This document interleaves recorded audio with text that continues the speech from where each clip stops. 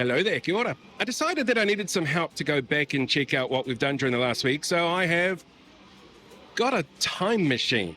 One of them, the big shiny silver one, the DeLorean from Back to the Future, and honestly, this is so cool. I'm actually at the retro event down at the North Shore Event Centre at the moment, and they've been kind enough to let me jump into the time machine to set up this week's Omnibus, which is all about, looking back. There was some weird stuff that happened this week, the pile-on with Tamitha Paul, the rubbish that came out of the government, the news is just full of weirdness. And if you haven't had a chance yet, check out the live stream interview that we did last night, Friday night, recording this on Saturday, Friday night, with Ricardo Menendez-March and Dr. Gary Paenda. There's some really fascinating insights in there.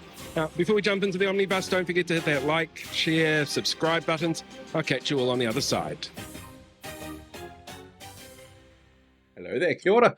Are you angry yet? Because that's what the far right have been trying to make you feel over the past few days. Sure, some of them are licking their wounds after a terrible end to last week, where Destiny Church lost a court battle over Wellington's Rainbow Crossing, and Destiny Link thugs were put in the dock for their alleged assault at the Te Atatū Community Centre.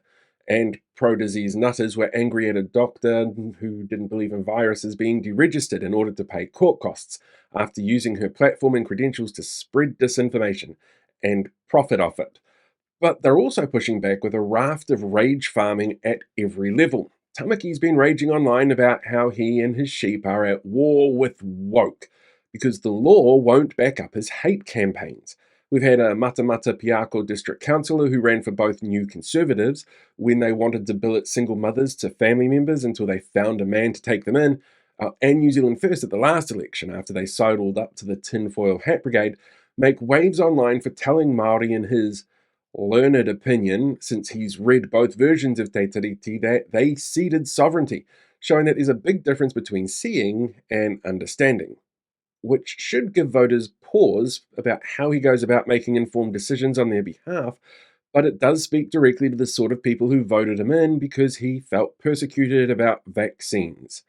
Tauranga MP Sam Uffindale came out swinging to put a members' bill in to stop the rampant rise in giving extra votes to people based on ethnicity. In case you're wondering, here is a list of current councils which actually allow people to have more than one vote. Yeah, that's all of them. Okay, here's a list of councils which have extra votes because of people based on their ethnicity. Because in law, people who own property in a region they don't live in, they get extra votes in local body elections, but votes based on ethnicity, that doesn't happen anywhere. And Uffindale isn't proposing changing the law about property owners for some reason, but racist dog whistles in a local election year where they can't vilify Three Waters in co-governance, and Active announced that they'll be openly campaigning candidates, drowning out National again. Well, the National Party has to try something to stay relevant and keep people mad. David Seymour's latest ACT newsletter goes full incel, with a newsletter claiming that women have better academic success rates because women are more likely to be educators, so they clearly oppress boys, and that's why the rates of academic success in men is lower. And DEI and the rainbow community, fat shaming, and Māori outcomes are all mentioned in there as well. And of course, fresh from the most pointless foreign affairs mission ever, old man Winston Peters got back from the United States of Donald Trump and gave another State of the Nation speech where he dribbled about DEI, claimed that they were going to take New Zealand back. You know, the holder of the second most senior office in the country was going to take the country back from the government he's in. Oh, and let's not forget the dangers of woke. He tried to downplay his part in law changes that have upset his Cooker follower base that don't believe in viruses but do believe in woke and how it's coming to get them. And he acted like a petulant child about Chippy and the Labour Party because it gets him cheers from people who think that less than 1% of the population are a bigger threat to kids in bathrooms than members of Tamaki's church, despite all the evidence to the contrary. All while telling pro-Palestinian protesters that they were fascists. You know, that far-right, hyper-nationalist authoritarian regime characterized by a dictatorial leader, a centralized autocracy, forcible suppression of opposition, the belief in a natural social hierarchy, the subordination of individual interests for the perceived good of the country, and forced regimentation of society. Anger and rage are powerful emotions, and rage farming keeps people angry over the stupidest things. And to keep people angry, you end up having to keep giving them bigger and more elaborate villains to rage at and suspend belief in reality and facts to make it possible. And keeping them angry keeps politicians relevant. Algorithms feed on it, engagement rates are driven by it. And this year, we have two big events happening that means some politicians will be doing their level best to keep in headlines or keep being fed to you by algorithms. In a couple of months, we change deputy prime ministers. Seymour and Peters are both vying for very similar voting brackets, and both ACT and New Zealand First have suffered in the past from losing support when in government. And the latest polls have seen New Zealand First right on the threshold and ACT take a beating in the ACT aligned taxpayer union Curia poll from the polling company no longer registered as a political pollster by the regulatory body that always somehow managed to find ACT has 2 or 3 more points of popularity than all the other polls. Adding to that, though, on Tuesday, we see the new proposed electoral map redrawing, which could impact voter patterns significantly. The North Island is going to lose a seat, probably in Auckland due to population movement, and the South Island will gain one. But all maps are being redrawn, so the pressure on parties and politicians to plan around potential changes is high. And the pressure to stay relevant at the risk of changing electoral patterns is huge. The second reason, though, for all this noise, well, it's the local body elections. For some people, this is an effort to be re elected, but for others in central government, they'll be looking at the results as a weather vane and how the general public are looking at the government. After all, a number of local authorities are being forced to hold referenda on changes that this government has made them do around Māori wards, while dealing with central government changes on everything from how sanctions on benefits and the way that they treat the worst off in society through to resource management and planning. While the low voter turnout at these often relies on name recognition, the loudest people get the most votes. It is possible, though, that the outcomes could very well see voters sending a message to central government that maybe they need to start packing leading into the election year of 2026. So that means we need to expect more of this bullshit to come. More dog whistles, more ignorance, more targeting of people that they want to vilify because they see them as easy targets. So get yourself brushed up on facts, data, evidence, and teach yourself to stay calm because rage drives their narrative and keeps their gullible followers listening to them and voting for them. There's a reason why the top fan awards on mainstream media pages are usually held by those supporting the rage farming. They comment, share, and interact a lot. But that doesn't mean that the people who believe the rage bait and spread it are the majority. It just means that they're the loudest. And we can combat that with information, data, facts, and reality. Hey, thanks for Hello there, kia ora. As Shmi Skywalker once said, you can't stop the change any more than you can stop the sun's setting. And the past few days have all been about change in the media. There was an announcement that the RMA was being changed, scrapped, and replaced. Well, an announcement about an announcement. What the government's planning on doing is kind of what Labour was doing, or in the process of when they lost power, that was then scrapped by this government, who then brought back the old RMA, who have now replaced it or are going to replace it again. And their claims are that this is going to streamline the process and cut back on administration and regulation. And they omitted any mention of te tiriti, despite the fact that all of the initial reporting and advice that came from inside the government said you should absolutely have a provision for the founding document in a law that deals specifically with the use of land in this country, especially if you want to say these changes are about property rights. You wouldn't be stupid enough to not involve the treaty when you're claiming it's about property rights, would you? Māori Development Minister Tama Pōtaka, he changed his mind about what he knew as well, initially telling reporters that their questions on the removal of those clauses was the first they'd heard about it, before returning to say, well, actually, I did sign off on it because we'll deal with Māori in other ways. Which does sound kind of ominous, but have you seen their track record in this area? There was a change of interviewer at TVNZ when the Prime Minister showed up for his weekly media rounds and was greeted with John Campbell on the breakfast couch. The Prime Minister was suddenly at a loss to answer questions when his electioneering catchphrases fell on deaf ears and resulted in actual pushback for answers. Oh, it was glorious. And a lot of stuttering and filler phrases that he threw in as he struggled to cope with actual accountability. We saw a change in Mark Mitchell's approach to the thuggery and bullying from Brian Tamaki, where instead of staying silent like he has in the past, he snapped back on social media, Actual legislative change or policy direction would be nice, but baby steps, I guess. We saw Immigration New Zealand change their visa application process to allow machines to make decisions about granting visas based on risk assessment input. We saw proposed changes to the electoral maps, which would see 3 Wellington area electorates amalgamated into 2, and boundary changes for about a dozen or so other areas. These include a reshape for the safest national seats in the country, where an MP can literally be condescending to women and known to have beaten a child in an attack with a bed leg and still get voted in. We saw a change to Wellington Central to get rid of that pesky left voting southern areas around Mount Cook and Brooklyn, with the right leaning Kandala, Ngaio, and Wadestown added into Wellington Central. In Auckland, we saw more right leaning voters from Green Lane will now end up in David Seymour's Epsom electorate. We'll have more left leaning voters from other areas that are going to end up in Greg Fleming's Maungakaiki electorate, while Mount Albert, Jacinda Ardern's former electorate, is going to lose left leaning voters to Auckland Central and now have more right leaning voters from Balmoral and Sandringham. Analysis from the spin-off on this actually put the electorate shifts from left to right or right to left as 5 each way. So, few little changes, but not the worst changes out there, I guess.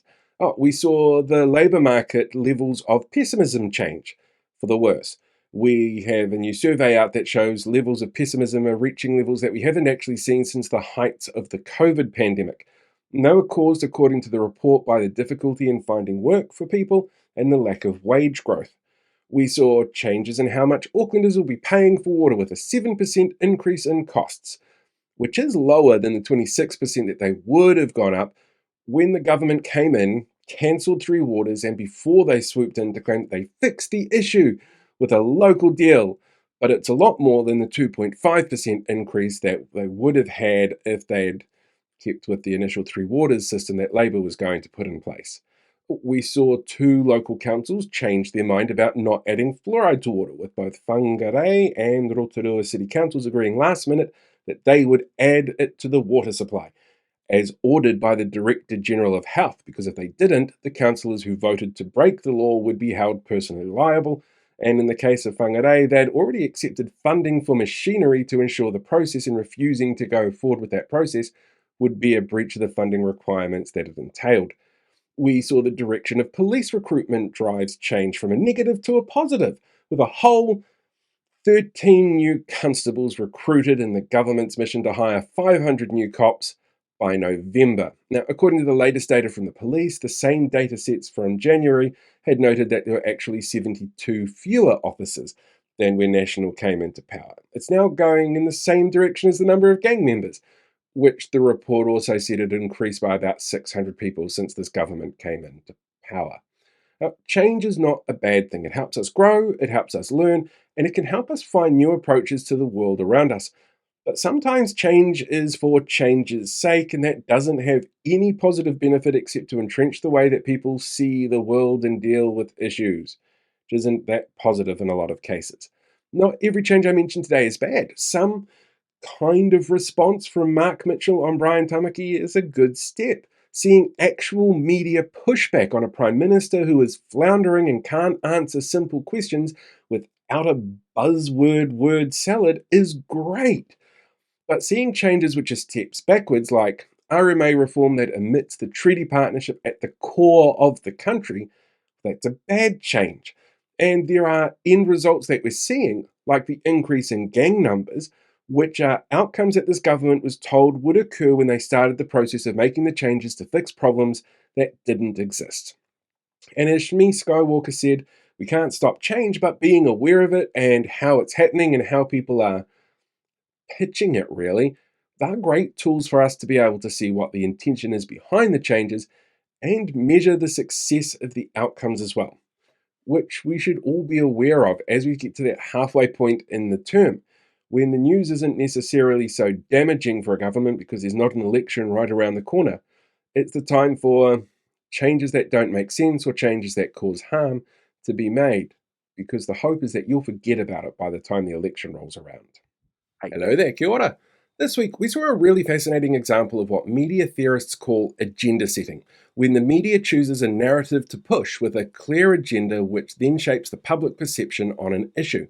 And this week, it was all about Green MP Tamitha Paul's comments about defunding the police.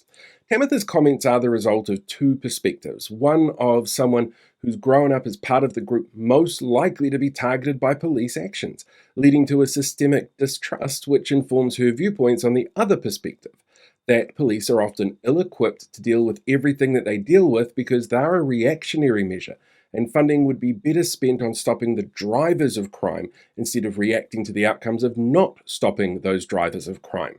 Of course, experts have long told the current government that their tough on crime stances are in direct opposition to the research, and previous outcomes show that as well. But being tough on crime is a vote catcher, especially when you've peddled the stories of gang warfare, the imminent danger of ram raids, and called the court system soft on violent crime. But those drivers of crime are, according to screeds of research, the same that pop up time and time again when it comes to fixing what's wrong with society: poverty, education, access to health services, both physical and mental, home life stability, and things like food security. The phrase defund the police is a shorthand for saying that we, as a society, need to better invest funds into those areas so that the work of the police isn't bogged down in reacting to the outcomes lack of investment in these areas cause. It's saying that we need to stop asking the police to be the ambulance at the bottom of the cliff. And we know that that's the shorthand because it's also been covered a lot by media in the past, including in resource packs for journalists and even John Oliver covering the topic. Over the past 6 years, it's been covered a lot. It's hardly new. But on Wednesday, media ran breathlessly to tell us how outraged politicians were at the comment. Chris Hipkins, Christopher Luxon, David Seymour, and Winston Peters were all asked their thoughts on the specific phrase. And their sound bites, well, they became the top videos pushed by our largest media company, with, ironically, an example of exactly the sort of outcome that occurs when police are reacting to something that they're not trained in properly. And here's the extra annoying thing. This year, the police have started to withdraw from mental health callouts, and both Police Minister Mark Mitchell and Mental Health Minister Matt Ducey said that it was so police could better focus on core police work. The Police Association themselves told Chris Hipkins when he was Police Minister how overworked they are because of these non-core policing activities that were being forced on them that they had to undertake. The political parties criticising her comments know the importance of what she is saying because they've supported those actions in the past. But they haven't used the phrase defund the police, which triggers some people like they're Tokoroa-based lawyers spitting at protesters saying genocide is bad. It wasn't until Thursday that Stuff ran a piece explaining the phrase, and explaining it was buried deep in an RNZ article. The Thursday story run by the Herald tried to poke holes in Tamitha's claims about Wellington beat cops throwing away property of homeless people, and it doesn't cover her rationale or explanation for her comments until 3/4 of the way down the article. TVNZ didn't run an explainer at all. And all of this is because of a couple of factors. The big one is engagement metrics. If we compare two social media posts by News Talk ZB, an unabashedly right-wing media organisation, which they released at around the same time, we see engagement rates skyrocket on the post about her comments. Same with Barry Soper framing the conversation deliberately to degrade the Greens. Research into New Zealand media representations of Māori, especially Wahine Māori, in positions of authority also show a clear pattern of differential reporting, using sensationalist techniques to frame news, prioritising negative stories over positive ones, and ignoring lived experiences which inform views and commentary. So when we take all of that on board, her comments were based on feedback from her constituents, her own lived experiences, the piles of academic research into the drivers of crime and how to mitigate them, the historic approach mainstream media in this country has towards Māori, particularly Wahine Māori, in positions of authority, and the long-used shorthand expression that was in play to indicate a better way of things being done. Well, I know it sounds like they're doing all this to be dramatic and grab sound bites, but it becomes really clear that this is agenda setting in action.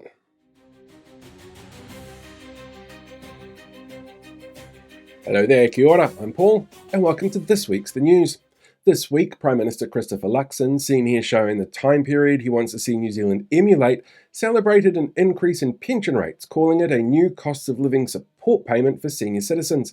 The support payment is actually a legislated annual increase of 3% that occurs every year, and not just because the Prime Minister said so.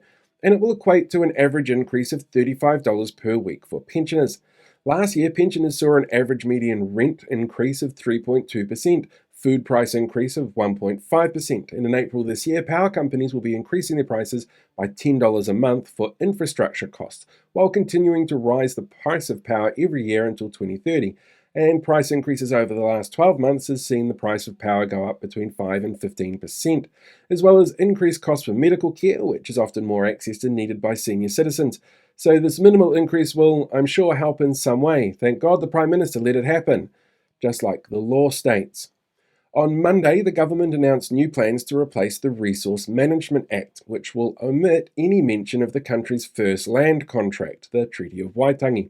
Māori Development Minister Tama Pōtaka, seen here trying to work out his McDonald's drive-through order at the box despite having been in line for 10 minutes, claimed he was not aware of the omission, despite signing off on the proposed changes. Said Pōtaka, "Oh, look, something shiny!" As the cost of living crisis worsens, Deputy Prime Minister and New Zealand First Tanya Unkovic accepted a petition from turf group Speak Up for Women to legally define only two genders in legislation. The organisation, which spreads anti-trans rhetoric, disinformation about puberty blockers, vilifying the rainbow community and demanding punitive actions against the minority of less than 1% of the population that are trans people in amateur sport, handed over the petition to the pair while they quickly hid their tinfoil hats for a photo op and took a break from ignoring the long history of trans people existing. Scientists and psychologists who all have a better understanding of the lives trans people have and the persecution they face from people politicizing their existence for votes. In the United States, Secretary of Defense Pete Hegseth, seen here adding the Borg to a Federation group chat before the Battle of Wolf 359, has accidentally sent detailed war plans to the editor of The Atlantic. And since Winston Peters does everything the Trump administration does, but shittier, he sent a group text to New Zealand media with his war plans to win votes at the next election. New data out from MSD show the planned rollout of new money management cards for beneficiaries will leave some of them unable to pay rent. The cards are only to be used in specific locations, which do not include rental agencies or direct payments to landlords, and would contain half a benefit payment on them. But the average beneficiary's rent is now 53% of the benefit. Said Louise Upston, Minister for Social Development, seen here with all the beneficiaries she's helped find gainful employment. Everyone knows safety nets are only sometimes effective, so we decided that there was no point in making sure our social safety nets actually caught everyone. But this will help landlords who'll soon have their pick of new tenants to choose from, take the bond from, and then kick them out when they don't pay their rent. A malicious attack aimed at Te Whatu Ora in October has been revealed, along with acknowledgement that private information about staff in the Lower North Island was taken as part of the attack. Said Health Minister Simeon Brown, seen here trying to take a photo and not realising he has the selfie camera on. Phew, it's a good thing we don't have plans to cull Health New Zealand's IT budget. How stupid would that be? Golden Bay Dr. Bruce Dooley, seen here disappointing that you trust scientists when it comes to science, has been named as the doctor who has been charged with supplying ivermectin he had stockpiled and distributed and encouraged people to have Omicron parties. The Health Practitioners Disciplinary Tribunal heard Dooley supplied between 62 and 250 people with self-styled ivermectin kits, although definite numbers are impossible to know since he didn't keep records. The tribunal felt his conduct amounted to professional misconduct. Said a spokesperson for the tribunal, "It's ironic that he was supplying people with a horse paste for parasites, because he's a parasite who was brought down by horse paste."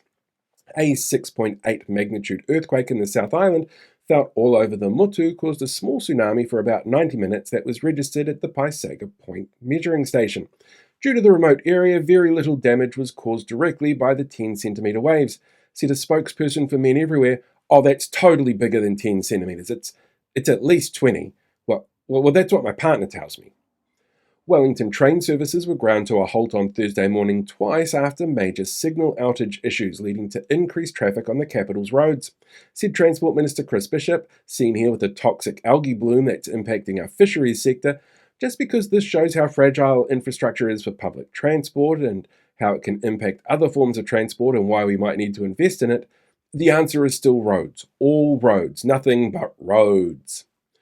Apple Maps has rolled out a new feature that allows users to now search for Māori place names, iwi and marae. A number of iwi up and down the motu have been working on the project to identify areas of cultural significance and ensure consistency on information. Said a spokesperson for Apple, "It's an exciting new feature and we know all of our user of Apple Maps will love it." New Zealand-born character actor, two-time Tony Award and one-time Golden Globe nominee Clive Revill has passed away at the age of 94 in Los Angeles.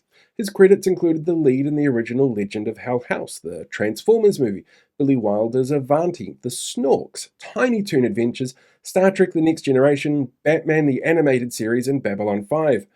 So expect obituaries to start off with, "Man who voiced two lines as the original Emperor Palpatine in Empire Strikes Back has passed away." Finance Minister Nicola Willis, seen here trying to do the Macarena, is set to announce government plans to encourage a third supermarket competitor to enter the Aotearoa New Zealand market this weekend. Cabinet signed off on the plan last week and leaked documents reveal it is cunning in its simplicity. She's emailed Australia's Aldi customer service page and said, "Please, we'd love to have you here." The Long-Term Health New Zealand review that's just been released has shown that death rates over the past decade have doubled amongst patients who self-discharge from an emergency department, and that access to prompt and appropriate primary and hospital health care has deteriorated markedly. But that the second issue isn't solely the cause of the first. The report identifies issues within the health sector around fall injuries, staph infections, and an increase in wait time for first specialist appointments that added to the issues. Said a spokesperson for Te Whatu Ora, "This report was commissioned by Lester Levy, and we're very, very disappointed naturally that it doesn't tell us how much Milo our team of health professionals need." A new poll by Talbot Mills shows a 14-point political approval rating for the presidency of Donald Trump by New Zealand men under the age of 40, the only demographic that saw his presidency policies as positive. The same poll also showed those most in support of Trump here in Aotearoa were likely to be ACT or New Zealand First voters. And while the alt-right in New Zealand are already crowing about these results, a spokesperson for the polling company said, "We are as shocked as you that parties that involve convicted child sex offenders, vilify trans people, push racist rhetoric, and cry about DEI and woke would attract people who think the man who's tanking the US economy and started a tariff war and has staff send classified documents in chat groups would be the best person to run things here." A new report from Acumen Edelman, known as the Trust Barometer, shows that 67% of New Zealanders express a sense of distrust and grievance with business, media, the government, and NGOs, now surpassing the global average. Said a spokesperson for the government, "I don't understand why people don't trust us. It's not like we did rushed things under urgency at record levels or shortened select committee times on bills we didn't want feedback on, caved to groups peddling conspiracies, or racism, made laws that make people concerned, like getting rid of smoke-free legislation or making it easy to get automatic weapons, or treated people on benefits like something that we found on the soles of our shoes, while dismantling and vilifying the unique partnership that founded this country." A spokesperson for the media was asked for comment, but they were too busy vilifying female MPs with diverse backgrounds. April 1st sees a raft of changes kick in for benefits and low-wage earners. Job seeker support is increasing 2.22%, meaning a sole parent will see a whole $9 extra in their account. As new power prices also kick in on the same day, seeing power for an average house go up at least $10 a month. The minimum wage is also going up 1.5% to $23.50 an hour, an increase lower than the rate of inflation. Student loan repayments will also be going up as the repayment threshold has been frozen instead of adjusted for inflation as is usual. But don't worry, new visa categories also open on April 1st for multi-millionaire investment in return for a week-long holiday in the country every year. Said Prime Minister, seen here trying to teach Cabinet how to play Gotcha Knows, "This year we're celebrating April Fool's Day the only way we know how, by making life harder for poor people." And I know I find it funny. And finally, two Waitaha geckos living on a predator-free island near Canterbury are thought to be the world's oldest living geckos. Their estimated age is between 60 and 64, and this is based on work marking and tracking the pair done in 1967 by herpetologist Tony Whitaker. The lizards, named Antoinette and Brucey Baby, are now 6 times older than the average lifespan for a gecko. A spokesperson for DOC said it was a truly humbling experience to find the pair. It's not often you can meet lizards this old who don't run New Zealand first. And that is this week's The News. Thanks for watching. Hey, thanks again for checking out this week's Omnibus edition. As I said, I'm down here with the DeLorean at the moment looking back on things, and I did a sneak peek into the future. You really don't want to know what happens in the next 6 months. The local body elections are going to be crazy. Roger Stratford's running for the mayor of Hamilton again. And if you don't know who that is, maybe do some research and find out why being linked to the Residents and Ratepayers Association in Hamilton is a bit scary. All right, until next time, live long, prosper, be one with the force, and I'll catch you all later.